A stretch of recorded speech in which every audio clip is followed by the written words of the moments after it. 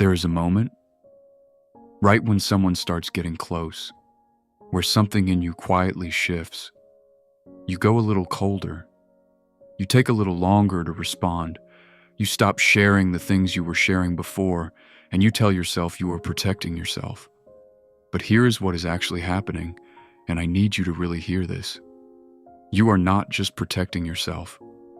You are running a test you never agreed to on a person who never signed up to take it. And the test only has one possible outcome that satisfies you. They have to stay anyway. Stay through the silence. Stay through the coldness. Stay through you pushing as hard as you can. Today, we are going to talk about why you do this, where it came from, and why it is, without you realizing it, the exact thing that ends up pushing love away for good. This pattern has a name in psychology: protest behavior. It is most often discussed in the context of attachment, but it shows up far beyond romantic relationships. It happens in friendships, in family, even in a person's relationship with God. Protest behavior is what the nervous system does when it senses that connection might be at risk, but instead of reaching toward the person to confirm safety, it does the opposite. It creates distance. It withdraws warmth. It manufactures a small crisis. Not because the person wants the relationship to end, but because some part of them needs proof that it will not. Here is the logic underneath it, even though it rarely feels logical in the moment. If someone leaves easily, that confirms a fear that was already there. But if someone stays through deliberate coldness, through unanswered messages, through being pushed away on purpose, that staying means something different. It feels like proof that this person actually means it. Proof that this love can survive the worst version of you, not just the easy version. The test is not designed to drive someone away. It is designed in the mind of the person running it to produce undeniable evidence of love. The tragedy is that the method and the goal are working against each other completely. Where does this come from? Almost always from an early environment where love was inconsistent in a very specific way, present but conditional. A parent who showed affection when things were calm and withdrew it when things were hard. A household where the surest way to know if someone truly cared was to watch what happened when you became difficult, when you needed something inconvenient, when you stopped being easy to love. The child in that environment learns an equation that follows them for decades. Easy love does not count. Only love that survives difficulty is real. And so, without ever deciding to, they grow into an adult who manufactures difficulty on purpose just to see if the love is real. This is where the wound and the faith collide in a way almost nobody talks about. Many people carry this exact pattern into their relationship with God. They distance themselves from prayer. They stop reading scripture. They quietly create spiritual coldness, almost daring God to still show up. And underneath it is the same ancient question: if I stop reaching toward you, will you still come toward me? 1 John chapter 4 describes love this way. Perfect love drives out fear, not love that requires testing to be trusted.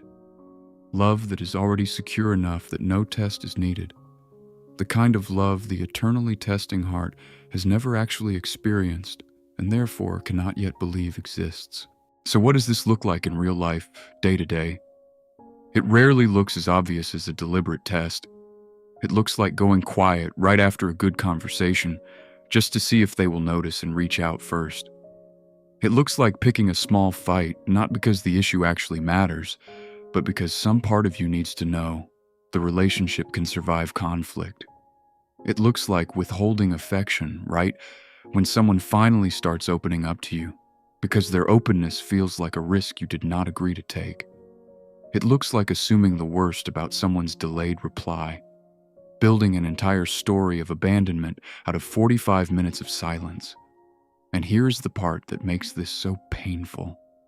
Most of the people on the receiving end of this pattern do not pass the test, not because they do not love deeply, but because nobody told them they were being tested in the first place. They experience confusing coldness with no explanation. They feel pushed away with no idea why. And eventually, reasonably, they stop trying to close a distance they were never told they had to close. From the outside, this looks like the relationship simply not surviving. From the inside, it confirms the original fear completely. See, I knew they would eventually leave. The test does not just risk the relationship, it frequently guarantees the very outcome it was designed to disprove. Healing this pattern does not begin with stopping the testing through sheer willpower, because willpower rarely reaches a behavior this automatic. It begins with learning to notice the exact moment the urge to create distance appears, and pausing long enough to ask a different question. Not, will this person prove they love me by staying through whatever I throw at them, but, what do I actually need right now? And is there a way to ask for it directly instead of manufacturing a crisis to extract it indirectly? That single shift, from testing to asking, is one of the most difficult and most transformative moves a person caught in this pattern can make. It also requires receiving, slowly and imperfectly, a love that does not run on the logic of testing at all. 1 Corinthians chapter 13 describes love as something that endures, that hopes, that does not insist on its own way. It never once describes love as something that needs to be proven through manufactured difficulty. The healing is not learning to test better. It is learning over time in real relationships that you are allowed to simply ask to be loved without first making someone earn the right to prove it. If what we've talked about today is something you want to go deeper with, I created a structured 7-day journey to help you calm your mind and begin working through the patterns your nervous system has been running on. It's called the 7-Day Guided Journey to Calm Your Mind. The link is in the description below. It's practical, it's gentle, and it's built for exactly this kind of inner work. Take the next step at your own pace. Subscribe to this channel. Every week I create content at the intersection of psychology and Christian faith because your inner life matters, and you deserve the language to understand it. You are not alone in this.